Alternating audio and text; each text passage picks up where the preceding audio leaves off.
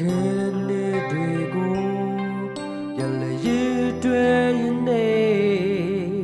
ကျေးဇူးတော်ချီးမွမ်းဆုတောင်းနေဘာပဲရာ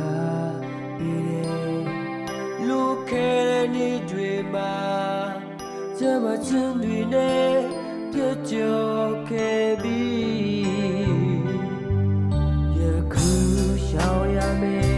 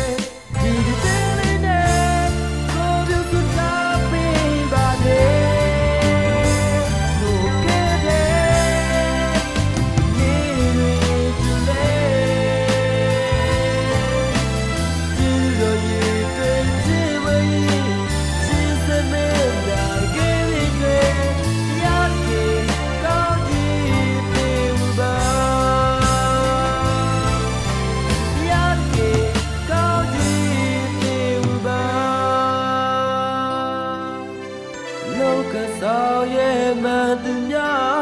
ရရှိလို့ရှိမှာမျက်နှာရပြီးဘုံတို့တခြားမှုပါဒီနေ့ကစသည်တောင်းနေပေါတရားရခင်